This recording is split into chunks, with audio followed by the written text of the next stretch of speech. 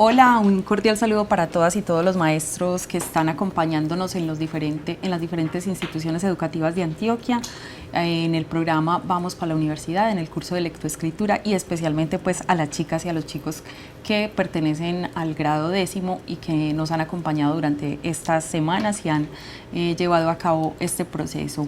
El día de hoy vamos a terminar la unidad número 5, que corresponde a los textos argumentativos, a la preparación de informes académicos, a la sustentación entonces de tesis y demás.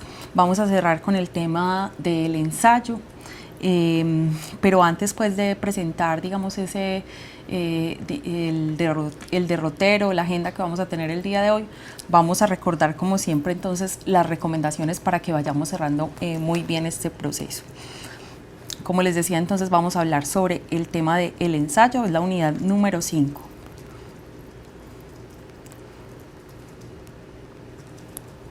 Bueno, la guía de aprendizaje, para que la vayamos teniendo en cuenta entonces ya en estas sesiones que nos quedan, repasar ese material de las clases que ustedes siempre tienen a disposición, sobre todo pues ahora que estamos ya culminando, que es importante seguir teniendo digamos como los conceptos frescos, la revisión de los recursos de apoyo que ustedes tienen para poder profundizar cada uno de los temas que vimos a través de estos encuentros.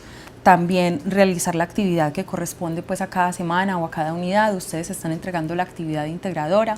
Ya les he preguntado en algunas ocasiones cómo les está yendo con esa actividad. Quisiera que me contaran cómo va ese proceso, han tenido inconvenientes, ha sido un proceso rico, qué enseñanzas les ha traído esa actividad. Y pues lo último y lo que pues hacen ustedes de una forma muy constante, esa participación a través de videoconferencia en estos encuentros que tenemos a través de diferentes plataformas tecnológicas. Bueno, entonces vamos a entrar en materia en el tema del día de hoy, que es acerca del ensayo. Vamos a hablar, digamos, a grandes rasgos de lo que este texto significa desde el modo discursivo que es representado, cuáles son esos pasos para realizar ensayos. Yo sé que en las instituciones educativas sus profesoras y sus profesores de español les han puesto a construir ensayos, a argumentar, a proponer temas y demás. Hoy vamos a concretar un poco más este asunto con base también en lo que hemos visto en las sesiones anteriores. Entonces quisiera empezar preguntándoles qué es un ensayo, qué idea tienen acerca de lo que es el ensayo y qué busca el ensayo entonces, ¿por qué será un documento tan importante en la vida académica? ¿Les va bien, les va mal a ustedes escribiendo ensayos? Mientras van haciendo esa reflexión, les quiero poner un video un poco como gracioso frente al, digamos, cómo nos enredamos a veces cuando nos piden que desarrollemos este tipo de ejercicios. ¿Será que están de acuerdo ustedes entonces con lo que dice el video o no? ¿O a ustedes les va un poquito mejor que al personaje entonces que les voy a mostrar?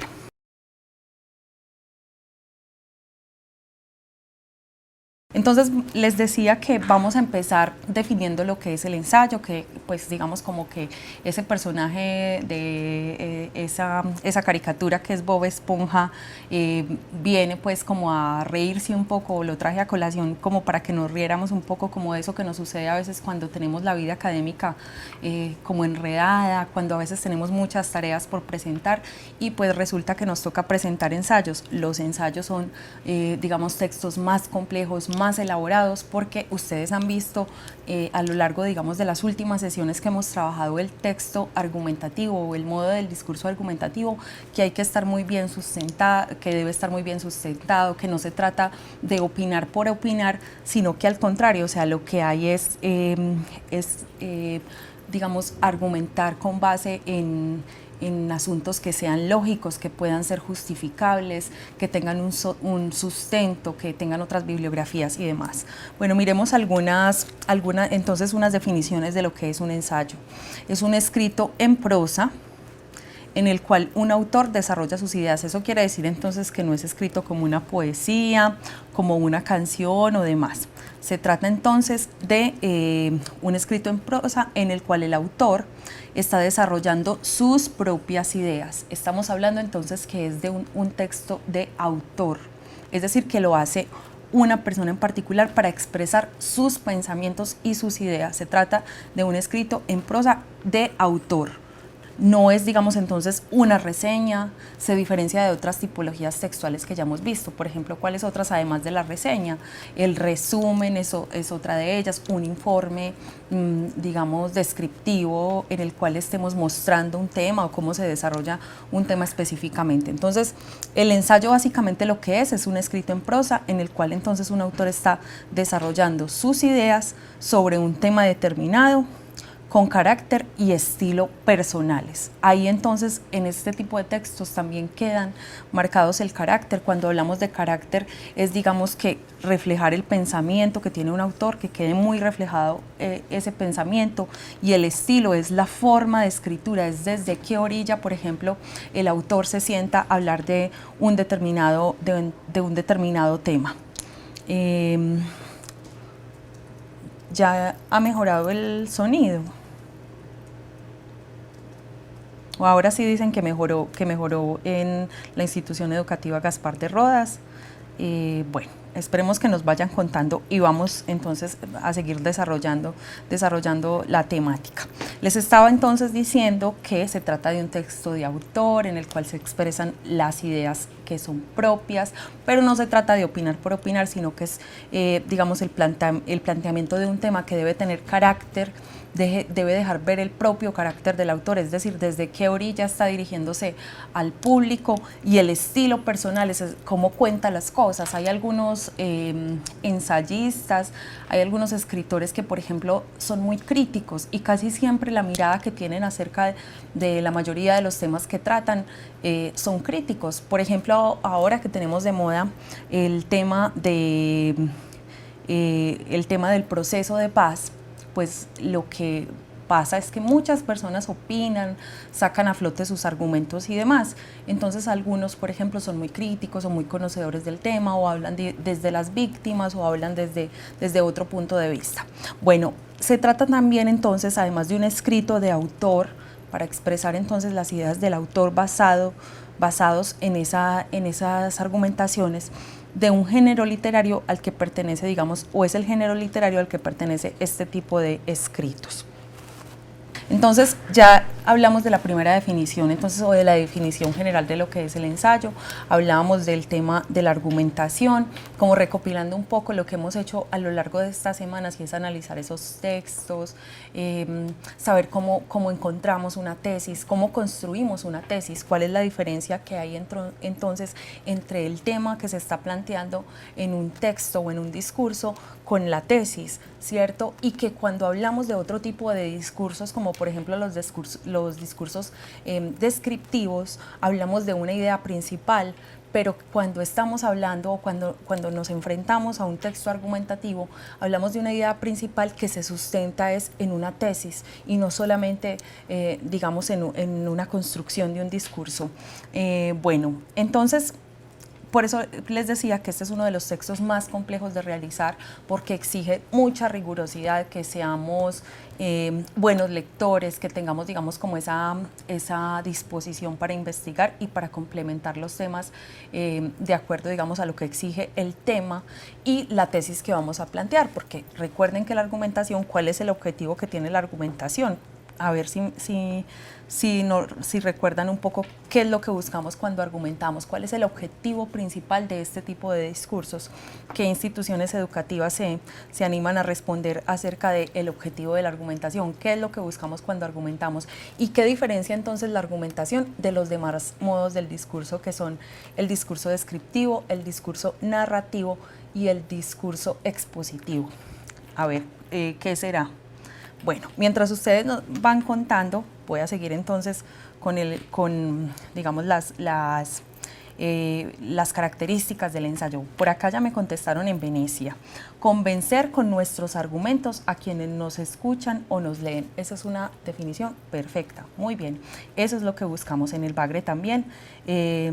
Bueno, están reportando asistencia, dicen que se excusan. Bueno, los extrañamos por no haber venido, cuando no vinieron, pero nos parece muy rico que estén acá. Entonces estamos hablando del ensayo, de las características. En Venecia nos dicen que buscamos convencer a diferencia de los demás tipos de discursos. ¿Se acuerdan cuáles son las otras tipologías textuales? Tenemos otras 3, se las acabo de mencionar. A ver, ¿qué es lo que busca entonces la tipología textual? Que buscan esos textos que agrupamos como descriptivos, los narrativos y los textos expositivos. Bueno, como estamos hablando del ensayo que pertenece al género argumentativo, entonces les decía que se trataba de un tipo de texto que es muy riguroso y complejo y que a la vez que requiere que haya mucha escritura, una dedicación permanente, digamos, a pulir esa información, también requiere de lectura. Recuerden que en la clase anterior nosotros hablábamos acerca de cómo, por ejemplo, los informes académicos o los textos científicos casi siempre están ligados a procesos de lectura y escritura. Es decir, es muy difícil hacer una producción textual que sea argumentativa o que pertenezca, digamos, a estas tipologías textuales que no requiera o que no necesite de leer para poder escribir, y que la escritura no nos lleve necesariamente a leer para seguir, digamos, sustentando esas ideas que van surgiendo y que se constituyen ya a partir del análisis y de la reflexión en nuevo conocimiento que somos capaces de transmitir desde el ámbito académico. Por supuesto que nosotros también podemos argumentar en otro tipo de espacios. Ahora están de moda, por ejemplo, los debates políticos, porque estamos en una época pues de próxima a campaña electoral. ¿Y qué es lo que hacen los candidatos? Básicamente que cuando se organizan debates, pues la gente expresa sus argumentos, ¿cierto? Tratando de convencer a sus votantes para que voten por una u otra opción. También, por ejemplo, realizamos foros. No sé si ustedes en sus instituciones educativas alguna vez han preparado temas y lo han hecho de forma oral y digamos, han hecho el intento de que cada uno exprese su punto de vista, pero no opinar por opinar, pues como lo hacemos ligeramente en una cafetería o demás, sino con verdaderos argumentos que se basen en lo que otros autores han dicho, en una búsqueda bibliográfica muy juiciosa, en el análisis de la información, en la lectura del contexto y demás. Bueno, por acá dicen una cosa bien interesante en San José de México, dice Verónica Bedoya: con el argumento expresamos una idea de manera corta y que debe estar muy bien sustentada, Verónica. Bueno, sigamos. Entonces, ¿cuál es la principal función que tiene el ensayo? Al igual pues que los textos argumentativos, convencer es una de ellas, y persuadir a los lectores para que se adhieran a la opinión que tiene el autor. ¿Cuál es la diferencia o qué es convencer y qué es persuadir? A ver, ¿quién me ayuda respondiendo este asunto, clarificando cuál puede ser la diferencia que existe entre convencer y persuadir, o por qué se parecen estas dos palabras, cómo se relacionan? Entonces, lo que busca el ensayo tiene una función específica: convencer, como ya hemos dicho, de los textos argumentativos, y persuadir a los lectores para que se adhieran a la opinión del autor. ¿Qué es persuadir? ¿Qué es convencer? Ustedes han leído bastante y yo sé que van a contestar y van a participar acá. Mientras vamos haciendo esa reflexión, voy a ir pasando acá entonces la definición. Entonces, el objetivo es como el de los textos argumentativos, que otra persona, que ese público, por ejemplo, que ese lector que se acerca a mis textos, pues tenga digamos, la disposición para escuchar, que fuera de eso, digamos, reconozca como ciertas esos argumentos que se le están entregando, bien sea de manera escrita o de manera oral, y que además pues se adhiera a ellos. Bueno, por acá dicen la institución Juan Evangelista, no recuerdo ustedes de dónde son. Argumentar es dar a conocer una idea clara de una información que se sabe, pero de manera corta. Bueno, es sobre una información que se sabe, puede ser corta, contundente y, lo más importante, muy bien sustentada. No se trata de una opinión basada en supuestos, sino en hechos demostrables, ¿cierto? ¿Y cómo puedo demostrar yo? A partir de las fuentes y de las consultas que haga bibliográficas, ¿cierto? Bueno, entonces, ¿qué se requiere para que exista un ensayo? Digamos que se demuestra que hay una habilidad para que en la construcción de diferentes modos del discurso. Un ensayo puede ser, de hecho, expositivo, puede tener unos elementos, digamos, expositivos, porque lo que hacemos al presentar, por ejemplo, ciertas ideas es mostrar algo, que es lo que busca el texto expositivo. probablemente tenga algunos pasajes que usen las características del texto descriptivo, y ustedes lo han visto en algunos de los ejemplos que hemos visto, que hemos analizado acá, y ustedes durante los ejercicios en los que hacemos pausas y ustedes están trabajando con sus profesoras y profesores en las diferentes instituciones educativas. Hay textos que están describiendo ciertas situaciones para luego entrar a presentar una tesis y argumentar esa tesis. Recuerden, por ejemplo, el fragmento de ese ensayo de William Ospina, para que se acabe la vaina, ese fragmento tenía una parte donde explicaba cómo es que surge ese germen, o cómo es que nosotros en el país heredamos ese asunto de la violencia y cómo este país, digamos, fue configurando una historia social alrededor de esta misma. Por acá hay también otras opiniones que no quiero dejar pasar. Dicen en Bijao, en el Bagre: convencer de que mis ideas, persuadir es eso, ¿cierto?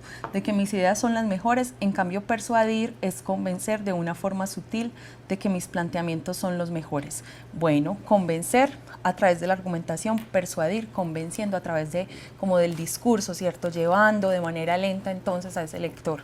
Venecia: cuando los argumentos son contundentes, se convence al otro de mi posición y por ello lo persuado para que piense como yo. Muy bien, María Isabel, muchas gracias.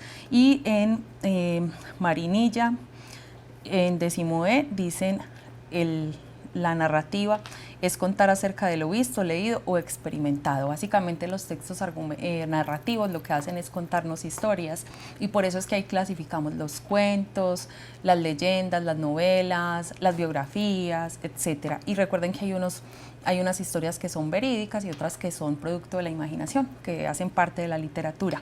En México, convencer y persuadir son sinónimos, ya que son formas de hacer que una persona cambie de opinión o ideas. Muy bien, Saray Sánchez e Isabela Gallego, gracias por esa opinión. Entonces, les estaba diciendo, para que retomemos entonces el tema de nuevo, que el ensayo, aunque se trate, digamos, básicamente de un texto que es argumentativo, exige que también quien escribe o quien lee este tipo de documentos tenga habilidades en relación, o relacionadas más bien, con los otros tipos discursivos, con los demás tipos discursivos. Y decíamos que puede suceder entonces que un ensayo tenga elementos de los textos expositivos porque muestra, digamos, situaciones, de los descriptivos igualmente, porque empieza, digamos, a establecer unas características, por ejemplo, de una temática.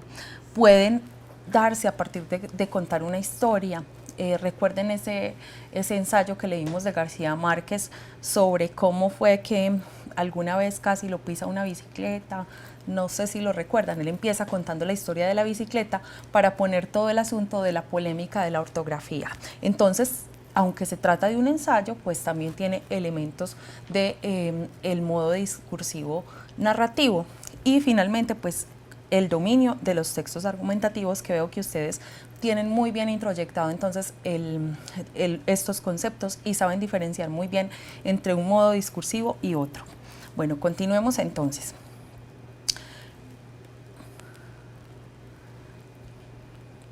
¿Qué más se hace en el ensayo? Entonces, lo primero que se hace es exponer un problema. ¿Qué es un problema cuando hablamos desde el punto de vista de la investigación? Lo decíamos durante la sesión anterior. A ver, termino de leer esta definición y leo lo que ustedes están comentando en el chat. En el ensayo se expone un problema partiendo de una tesis que se debe defender con argumentos que deben ser, como ustedes estaban diciendo ahora, claros y contundentes. Es decir, yo no puedo dejar nada suelto y no puedo dejar, digamos, como que el otro interprete lo que quiera, porque la idea es que yo sea muy contundente en esos argumentos que estoy presentando, para que quien lee o me escucha tenga, digamos, esa capacidad. Entonces, ¿qué es un problema cuando hablamos desde el punto de vista académico? Cuando estamos hablando desde lo académico, lo mencionábamos en la sesión anterior. Mientras tanto, voy a ir leyendo entonces sus opiniones. Por acá dicen: en la institución educativa en La Magdalena, en San Vicente, para persuadir se necesitan más argumentos, más recursos, expresiones más explícitas. Muy bien, y demostrables además. En el Bagre, el ensayo expositivo es cuando yo tengo que investigar sobre determinado tema, expongo fechas, datos, Muy bien, dicen en el Bagre, por acá están aplaudiendo, no sé si a sus compañeros, en San José de México. Entonces, cuando hablamos de problema en un texto académico o en un texto argumentativo, por ejemplo, o en una tipología textual, estamos hablando de qué, digamos, de un asunto específico que se pretende solucionar y esa solución se da entonces a través del planteamiento de una tesis. ¿Qué tipo de problemas encontramos? Pues múltiples problemas. Aquellas preguntas, por ejemplo, que se hace la sociedad, aquellas preguntas que se hace la ciencia, todo eso hace parte, digamos, de los temas que puede tratar un ensayo. Casi que podríamos decir que de cualquier cosa que ocurre, de cualquier asunto que ronda nuestras mentes, incluso de lo incógnito, de lo desconocido, podríamos escribir un ensayo. Entonces, ¿cómo se plantea?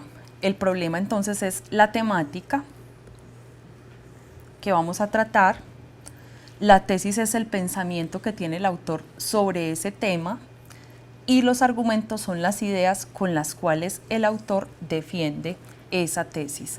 Observen muy bien entonces esta conexión. Lo primero es el problema, determinar cuál es el problema, es decir, cuál es el tema que yo voy a tratar, en qué me voy a enfocar y cómo lo voy a delimitar. Lo que sigue entonces es saber cómo miro o desde qué orilla estoy yo observando ese tema, el pensamiento del autor sobre ese tema. A eso le llamamos tesis. Y finalmente vienen los argumentos, que son aquellas ideas con las cuales se defiende la tesis. Eso quiere decir que la tesis debe quedar tan bien demostrada que la línea, digamos, como que dirige el texto y la forma de estructurar toda la idea central no puede permitir que haya una desviación de aquella tesis y de aquello que se está tratando de demostrar, porque entonces, ¿qué sentido tendría la argumentación en un ensayo en el que yo empiezo hablando de que estoy de acuerdo, que me gusta, que no me gusta, o que quisiera que ocurriera algo en la sociedad por algunos motivos, y al final digo que no, que eso no era así, que es mentira? Entonces, debe haber una coherencia también en ese planteamiento de la tesis y en la forma en que esos argumentos la están defendiendo. Vamos a ver unas características entonces del ensayo. La primera es que aborda temas que generalmente generan controversia. Ya hemos hablado de algunos ejemplos de textos argumentativos, a ver ustedes qué tipo de ensayos conocen o si de pronto se les ocurre que hay unos temas que podrían servir para que escribieran algún tipo de ensayos, como por ejemplo, ahora les decía, el tema de moda hoy en el país es la paz, ¿cierto? Y algunas personas dirán que están a favor o en contra de cómo se están llevando las negociaciones o demás. Ese sería un tema muy interesante para abordar hoy en un ensayo, ¿cierto?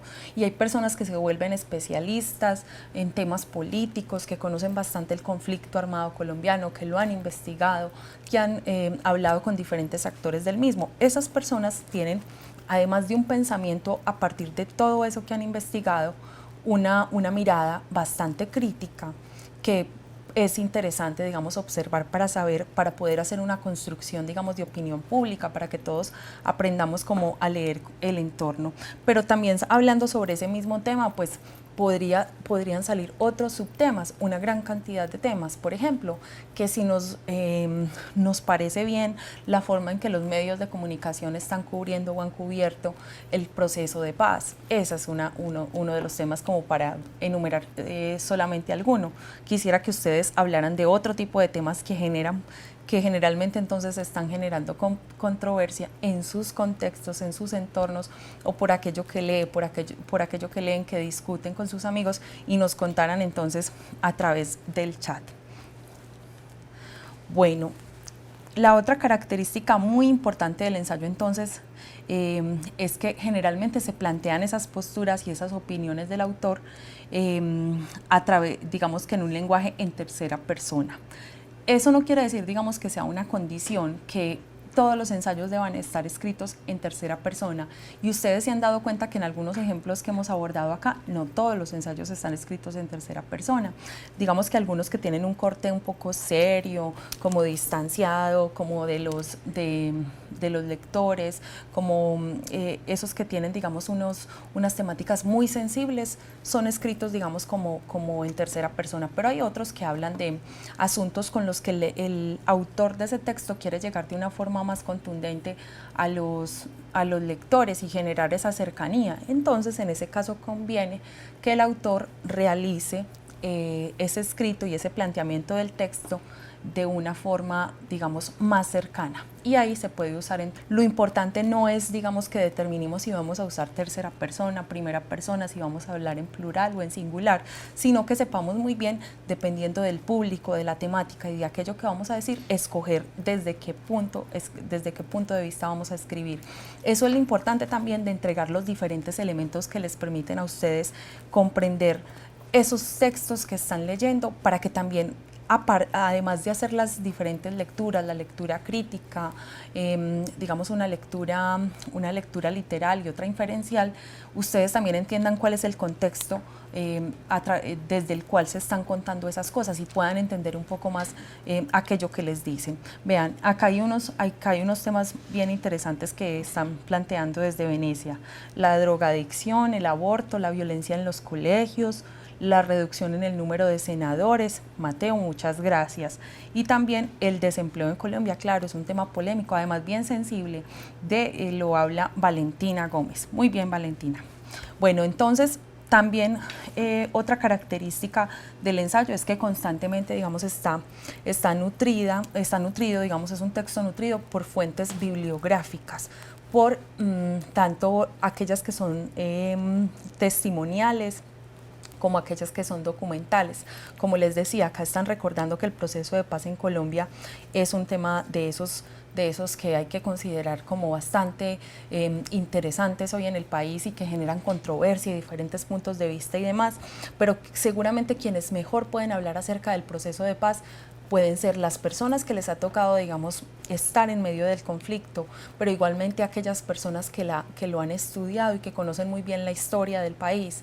Es muy complejo hacer afirmaciones sobre lo que pasa si no se conoce por lo menos de dónde viene todo aquello que se está discutiendo, digamos, en el marco de este proceso de paz.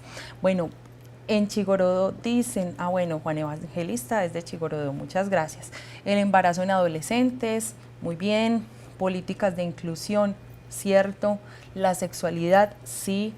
En la institución educativa Santa Teresa nos dicen matrimonio entre homosexuales, adopción a menores entre parejas de homosexuales. Exactamente, hay unas personas a favor, otras en contra, unos con unos argumentos y demás. Y finalmente, digamos, esa construcción que se va haciendo, ese debate que trasciende, digamos, las conversaciones, y que llega a los medios de comunicación, que llega a la vida pública, que llega, por ejemplo, al Congreso, que llega, digamos, a instancias de poder o a instancias legislativas o a instancias donde se determina cómo se van a invertir los recursos en un país, es lo que hace, digamos, que se muevan o no ciertas políticas que van a cambiar, digamos, las condiciones en las que se dan esas temáticas de las que estamos hablando. Víctor dice en Marinilla, los LGTB, sí, exactamente, la población LGTBI. Bueno, sigamos hablando de otras características del ensayo también. Parte de una tesis que se desarrolla de manera gradual, eso lo entienden ustedes ya muy bien. Recuerden que es diferente hablar de un tema que hablar de una tesis.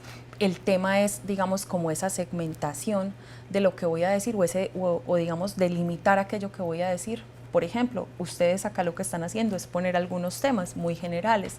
Podríamos cerrarlos un poco más, y cuando ya sepamos cuál es la postura que tenemos acerca de esos temas, ahí sí estamos hablando entonces de una tesis, partir de una tesis.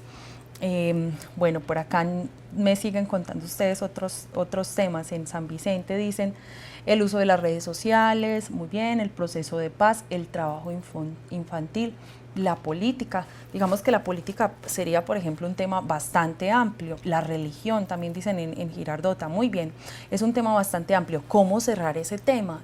la religión vista desde dónde, la política vista desde dónde, en qué territorio, en qué segmento, en su municipio o en mi municipio o en mi subregión o en el país o en el departamento, bueno, demás. Y ya cuando, digamos, se tiene segmentado el tema, entonces viene el planteamiento de la tesis, que se va desarrollando, como se decía allí, de una forma gradual. ¿Y cómo se desarrolla en forma gradual? Hago el planteamiento y luego voy mostrando los argumentos, casi que hago un párrafo por cada uno de los argumentos. Bueno, ¿cómo es el lenguaje del ensayo? Puede ser un lenguaje formal, amistoso o irónico. El lenguaje formal es ese que les decía, se cuenta en tercera persona por, digamos, las características del tema que se va a presentar. Podríamos también alguno más amistoso, como les decía, que busca como esa cercanía con el lector, el texto de García Márquez, o irónico, pues tratando un poco como de burlarse también como de la realidad. Entonces hay personas que se especializan en redactar muy bien cosas que supuestamente dicen, pero que cuando se interpretan uno entiende que tienen que ver o que más bien están exponiendo y relacionando todo lo contrario a lo que digamos, las palabras textuales están diciendo. Y eso es un manejo muy fino del lenguaje, el manejo de la ironía. Bueno, el origen del mundo, sí, claro, el origen del mundo yo creo que sí es un tema muy polémico y toda la vida ha sido bastante polémico. En San Vicente, la violencia política, la lucha por el poder, la corrupción, muy bien, el racismo, dicen por acá en Chigorodó, en el Bagre, la legalización de la droga, muy bien. Bueno, continuemos con otra característica, entonces, otras características del ensayo. Les voy a invitar a que veamos este otro video y comentemos entonces sobre esas características.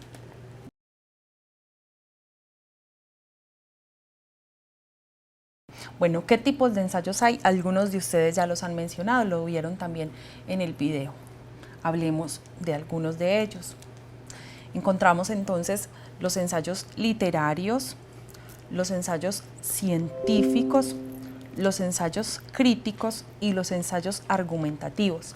De las características de esos ensayos también hemos, digamos, hablado un poco durante estas más recientes sesiones en las cuales hemos hablado sobre cómo desarrollar la argumentación o cómo se plantea, digamos, una tesis y cómo se sustenta esa tesis a partir de argumentos, de la consulta de citas bibliográficas y demás. Entonces, podríamos decir que, por ejemplo, el ensayo literario es ese que es un poco más cercano, digamos, al lector, trata temas de la vida, pues, de nuestra vida común y corriente, pero sobre todo son de esos temas que tienen que ver con el lenguaje, que tienen que ver también con cómo se desarrollan, pues, algunos temas que son como importantes también para nuestra vida, como por ejemplo el amor, la muerte. Bueno, ahí hay mucha literatura también en esas cosas. Por acá decían en Marinilla, en un ensayo literario se utiliza un lenguaje figurado, es decir, es de carácter subjetivo porque es una creación de lo mío como mío, dice Luis Carlos. Luis Carlos, muy bien, muchas gracias por ese aporte. Por acá en el Bagre dicen, el ensayo literario es ese que se hace en la parte académica, dicen en la institución educativa del Bagre. A ver otras opiniones. El ensayo literario no puede haber punto, no, en el ensayo literario no puede haber punto y aparte, debe ser punto y seguido porque si no cortamos la idea. Bueno, pero si hay un punto final y si puede haber puntos y aparte, John Freddy, porque finalmente lo que estamos haciendo es, recuerden que no hay necesidad, digamos, que escribamos de manera corrida. Cada párrafo representa una idea y ese conjunto de ideas sumadas nos van a permitir, digamos, plantear una tesis. Lo importante es que haya una coherencia y una cohesión en el texto. Bueno, ¿de qué se trata el ensayo científico? Ya que ustedes están haciendo sus aportes entonces frente a lo que es cada uno de los ensayos. El ensayo científico, ya habíamos hablado de qué es lo que busca el ensayo científico, o qué es lo que busca más bien un artículo científico que podría o que se asemeja mucho al ensayo ensayo científico.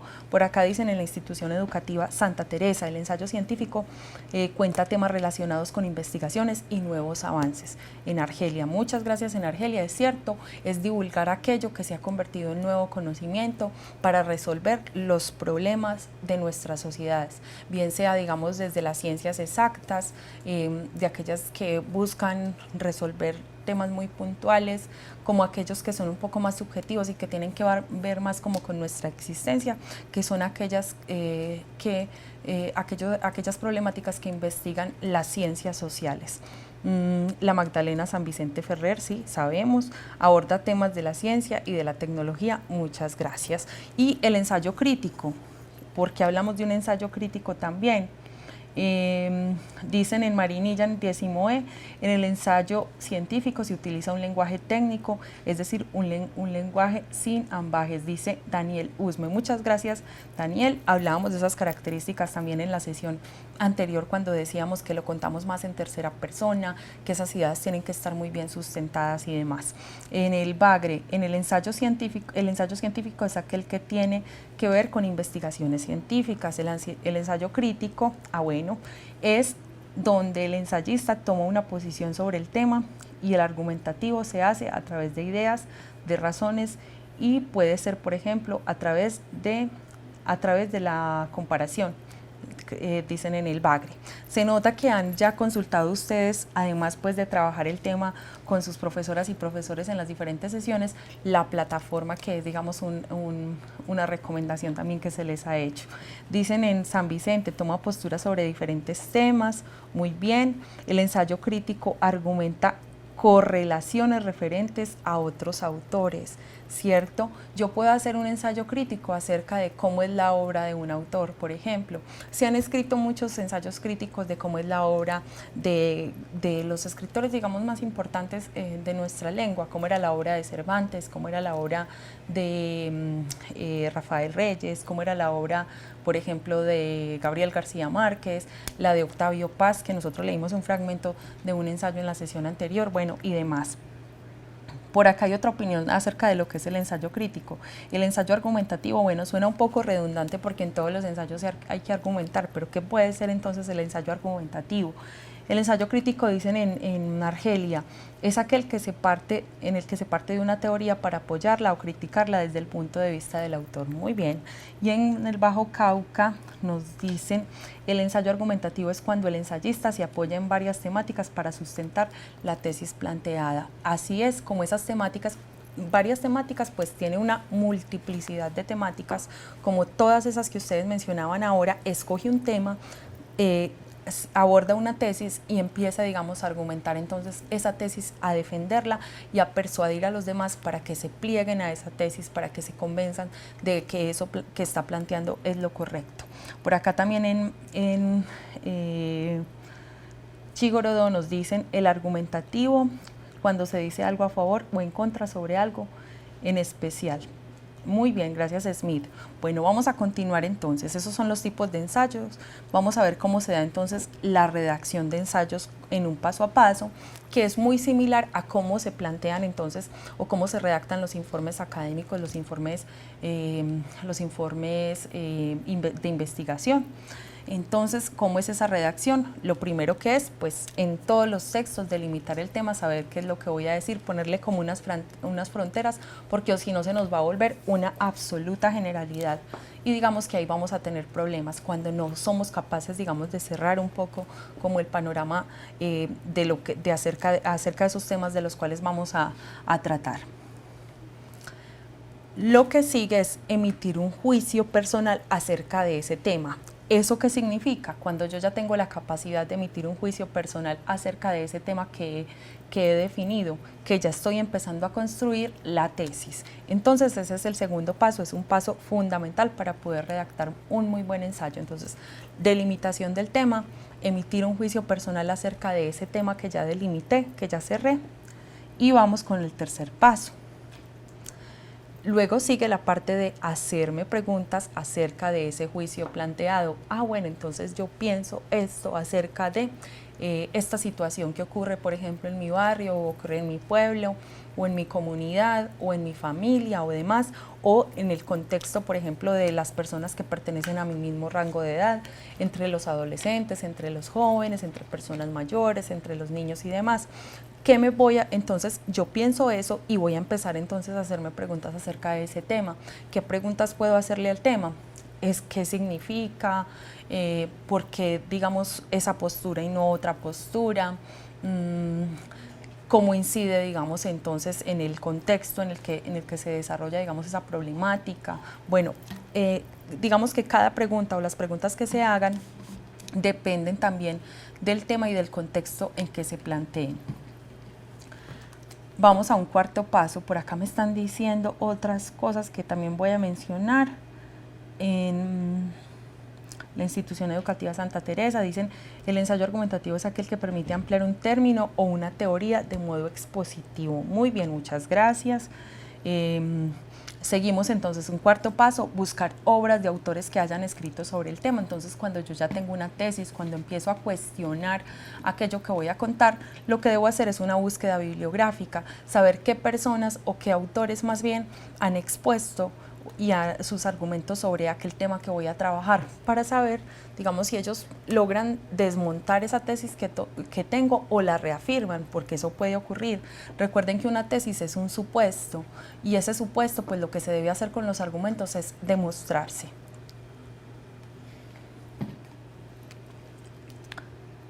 Habría un quinto paso. Por acá me están haciendo una pregunta. El ensayo se puede iniciar definiendo el título planteado. Pues muchos títulos de los ensayos tienen una relación directa con esa tesis que se va a trabajar, como que enuncian el tema y parte de la tesis, ¿cierto? Entonces, por ejemplo, recuerden cuando leíamos un fragmento de un texto de Mario Vargas Llosa que se llamaba La civilización del espectáculo. El título que nos estaba diciendo cuál es el tema que iba a tratar, y eso que él pensaba sobre la civilización del espectáculo como autor es la tesis, y eso lo encontramos dentro del texto. Entonces el título necesariamente nos da una pista de aquello que vamos a encontrar en un texto. Cuando ustedes tengan que hacer, por ejemplo, interpretaciones de textos, esas pruebas de competencia lectora, fíjense mucho en esos detalles, en cómo se está planteando el tema desde un comienzo, si se trata de un tema expositivo o argumentativo, si la idea principal hay que inferirla o está de manera explícita. Y por ejemplo, el título siempre nos va a dar una idea más o menos de cuál es el tema, no necesariamente de la tesis, pero sí del tema. Algunos sí nos dan idea también de la tesis.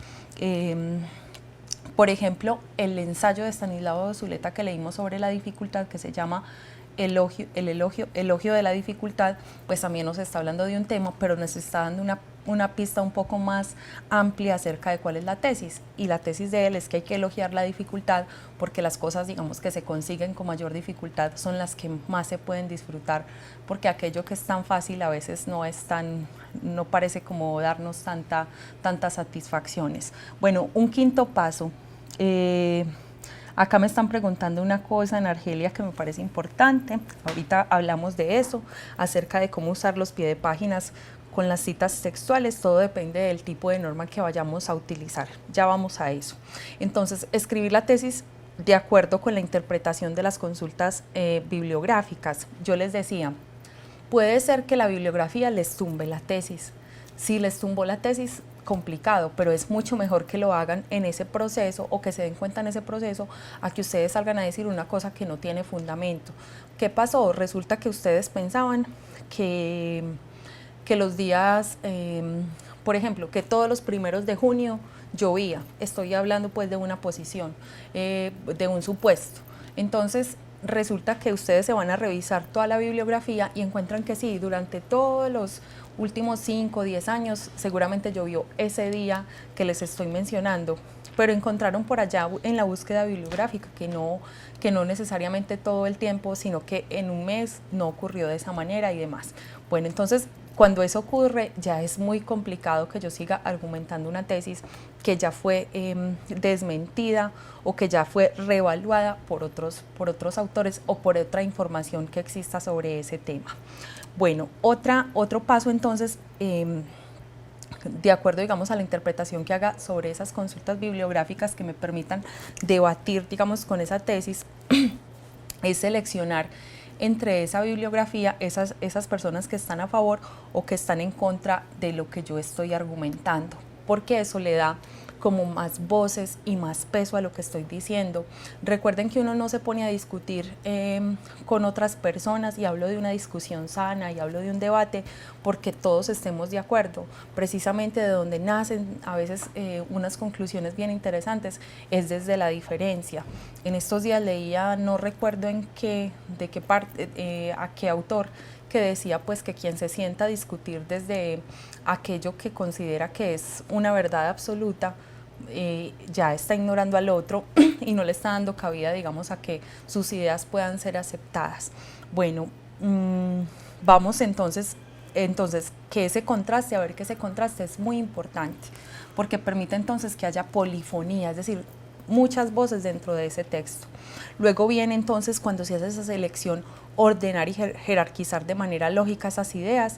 Ustedes ya saben hacer organizadores gráficos, recuerden que tenemos diagramas, flujogramas, ¿cuáles otros? A ver si ustedes se acuerdan, líneas de tiempo, ¿qué más? Mapas conceptuales o cualquier, digamos, técnica para que ustedes puedan organizar la información, y eso les va a ayudar a ordenar y jerarquizar entonces aquellas ideas que van a presentar. Yo también les he dicho otras formas muy sencillas, piensen siempre en el texto como si fuera el edificio que ustedes van a construir, que las bases que son el comienzo deben quedar muy bien puestas, es decir, esa tesis debe estar muy bien argumentada o muy bien, digamos, construida para poderla argumentar después, como se hace con un edificio. Entonces primero se ponen las bases, se va construyendo, entonces en este caso construimos con argumentos y luego se le pone como el techo, que sería como el punto final al texto. Bueno, y vamos a otro paso. Cuando ya tengo organizada, jerarquizada la información, entonces voy a lanzarme ya, digamos, al ruedo, y debo empezar, digamos, a hacer el proceso de escritura, que esperemos que no sea como el que le tocó al personaje que veíamos en el primer video, que es Bob Esponja, pues que da muchas vueltas antes de escribir. Ese tener que enfrentarse a la hoja en blanco a veces es bastante complejo. Entonces, para empezar el borrador, iniciamos con una introducción en la que vamos a plantear la tesis. Ahora, esa no es una condición, digamos, para todos los ensayos. Ustedes van a decir, profe, pero es que mire que hay algunos ensayos que la tesis la tienen como en el segundo, como en el tercer párrafo o el cuarto. Eso es cierto, porque quizás los autores quisieron como empezar, digamos, ambientando el tema, dándole un contexto, explicar de alguna manera a los lectores por qué están hablando de aquello. Entonces, digamos que es importante que ustedes tengan la capacidad de identificar esa tesis, bien sea en el primero, segundo, tercer o cuarto párrafo, y que si ustedes son quienes van a escribir los textos, sepan también que debe quedar muy bien planteada al inicio del texto. Bueno, luego viene el tema del argumento, de la argumentación, del desarrollo, que es incluyendo citas de autores, poniendo, digamos, en cada párrafo una idea, entonces un argumento que sustente esa tesis central. Casi que diríamos, como decimos, que cada párrafo tiene una idea principal y unas secundarias que lo sustentan. En el ensayo entonces tendríamos una idea general, que es la tesis, una idea principal por cada párrafo, que conjuntamente va a ayudarnos a construir esa idea central, entonces, que es la tesis, y argumentarla y a demostrarla y demás. Y finalmente, lo que viene en la parte del cierre del ensayo, no necesariamente hay que escribir conclusión, son las conclusiones, es decir, yo cómo voy a cerrar ese tema, cómo voy a poner el broche de oro, cómo voy a ser tan contundente al final como para que eso que demostré,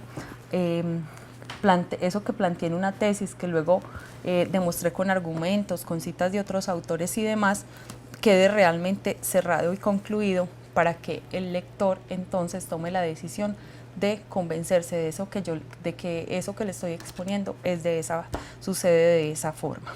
Bueno, Cuando ya han realizado el borrador, entonces viene, digamos, el proceso final, que es evaluar qué fue lo que escribieron, si realmente sí transmitieron lo que querían transmitir, si usaron muy bien la gramática, los signos de puntuación, si se acordaron cómo es que se construye un discurso. Recuerden que, por ejemplo, una oración es una idea completa que tiene sujeto, verbo, complemento o sujeto, verbo y predicado.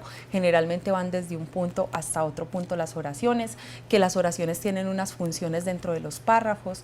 Por ejemplo, algunas ayudan a construir unos párrafos introductorios, otros párrafos de contenido de desarrollo, otros párrafos de conclusión, y también que esos párrafos en conjunto entonces forman una unidad textual que tiene también unas características que ya vimos a lo largo también de estas semanas, que son la armonía, la coherencia, la cohesión, la concordancia. Bueno, me escapan algunas de ellas. Si ustedes recuerdan cuáles son, entonces pueden escribir también a través del chat para que recordemos entonces esos asuntos.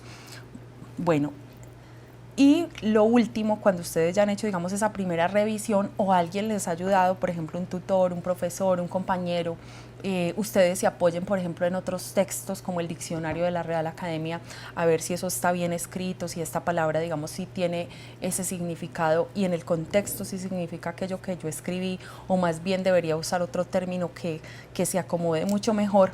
Ya viene entonces esa parte de la revisión. Y esa revisión ortográfica, después de esa revisión ortográfica también es muy interesante que ustedes mismos aprendan a hacer esa revisión del estilo, del estilo que ustedes, a través del cual ustedes transmiten esas ideas. Es decir, si ustedes decidieron hacer un texto irónico, pues que ese texto sí se parezca a un texto irónico. Si es un texto argumentativo, que sí haya una argumentación. Si es un texto narrativo o expositivo, en fin, que de verdad esté, digamos, esa carga y ese estilo que ustedes quisieron imprimir en aquello que quieren contar en esa tesis que van a demostrar a través de la argumentación.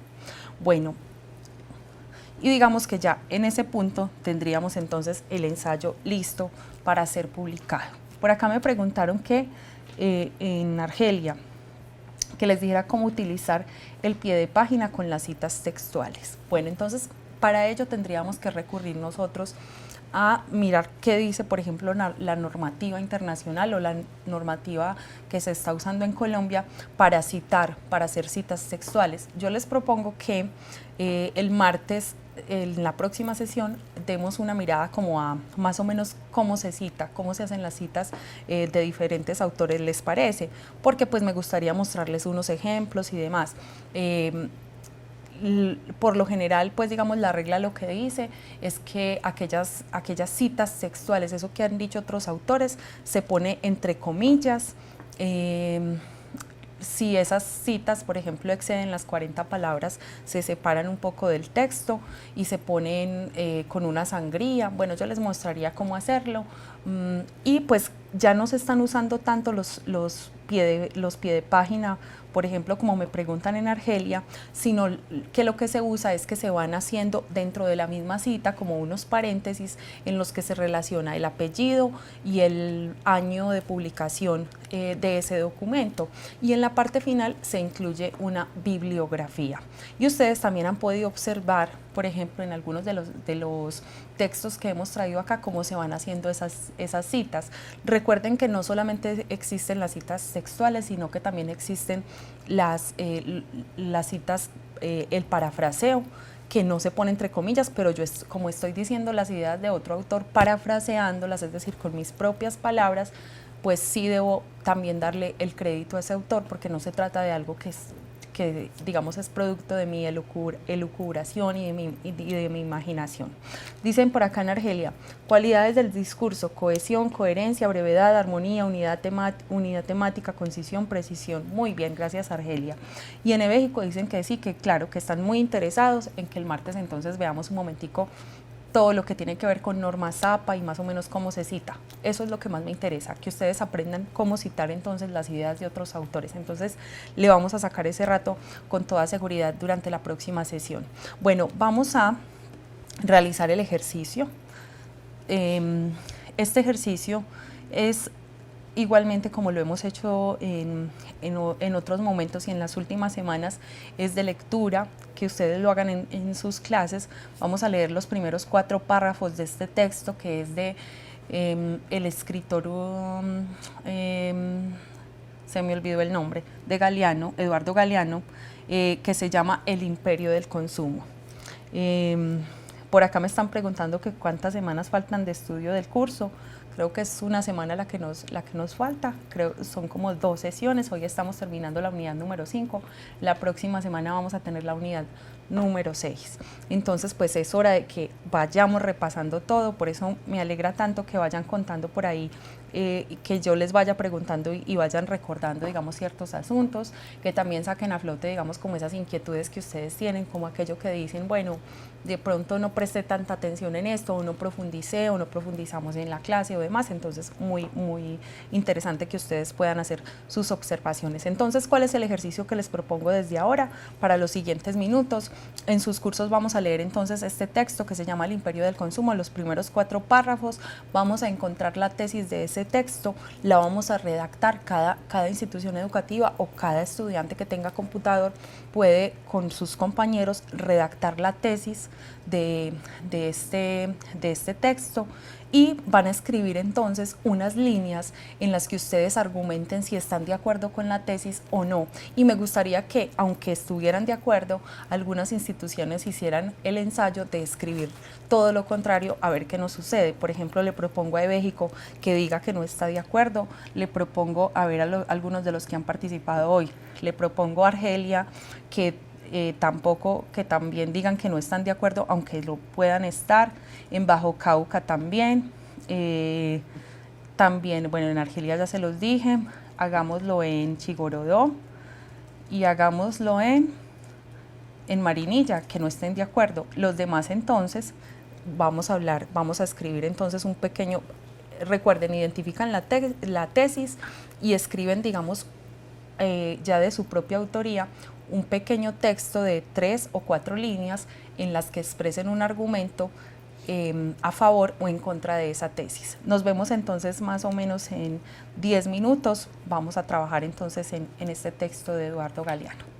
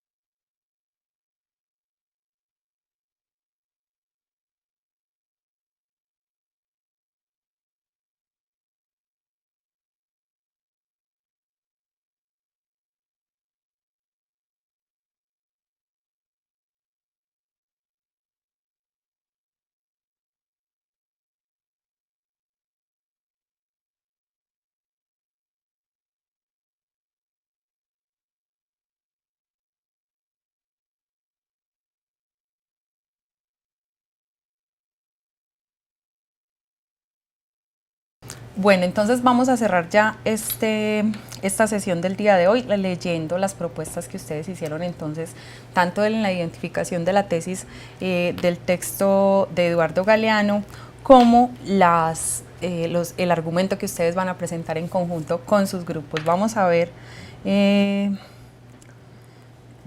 qué dicen por acá en las diferentes instituciones educativas. Empezamos por acá en Venecia. Nos dicen: vivimos en una sociedad en la que impera el consumo indiscriminado desde muchos ámbitos. Estamos de acuerdo con ella, puesto que el autor quiere, hasta ahí se quedó la idea, vamos a ver si luego la terminan. Santa Teresa, Santa Teresa dice en Argelia: la síntesis de esta teoría es que se vive en un mundo de consumo donde cada día las personas se endeudan más por adquirir objetos y tecnologías innecesarias. No estamos de acuerdo, ya que cada día del ser humano se está convirtiendo en un estorbo no pensante en la sociedad, ya que las máquinas, hasta ahí quedó también, digamos, como cortada la idea, ya que las máquinas nos están dominando, es decir, no están de acuerdo con la tesis o están de acuerdo con la tesis del autor. Ahí me quedó como la duda entonces en Argelia. Ruth Gloria Giraldo dice: vivimos en una sociedad en la que impera el consumo. Bueno, esa es la tesis, ya la habían planteado, vamos a volverla a leer entonces acá, como que la terminaron. Dice: en la que impera el consumo indiscriminado desde muchos ámbitos. Estamos de acuerdo con ella, puesto que el autor da a conocer a los lectores lo que todos ya sabemos. Nos quiere abrir los ojos para que cambiemos nuestros hábitos de consumidores compulsivos, pues con ellos solo se enriquecen las multinacionales o nosotros como persona y a nosotros como personas nos destruyen. Bueno, interesante el argumento de ustedes. Chigorodó, en la institución educativa Juan E. Berrío: para mí la tesis es que la televisión es la que inicia la fiebre por comprar y querer mostrar riqueza, lo cual inicia las deudas y estas generan más deudas. Eso se vuelve interminable, dicen Samuel y Lina, eso sí es cierto. En San Vicente Ferrer dicen: la tesis es: estamos en una sociedad de consumo, de derroche, de endeudamiento. Estamos de acuerdo porque en la actualidad las personas derrochan, quieren vivir bueno, no piensan en el futuro, o más bien se labran un futuro de consumismo.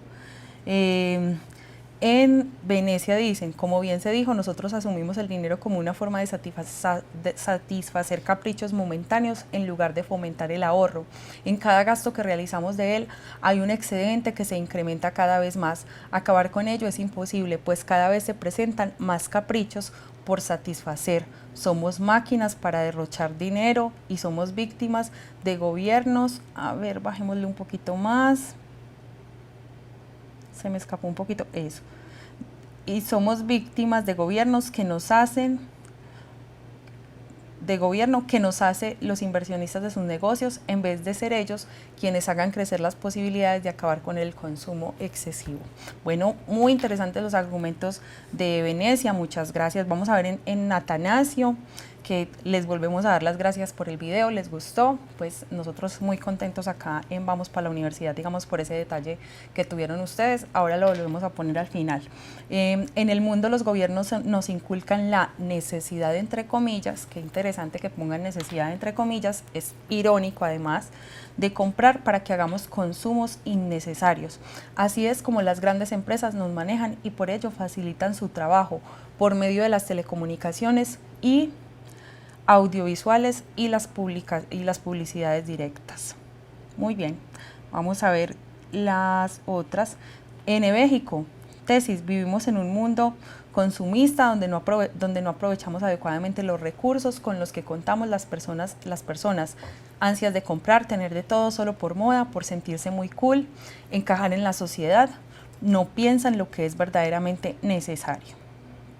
Muy bien, vamos, y alguien se animó a escribir una tesis que contradijera lo que dice, un argumento que contradijera lo que dice Galeano. En 10C de Marinilla: las nuevas sociedades se encuentran en un mundo de consumo excesivo que simplemente se interesan por consumir material no necesario.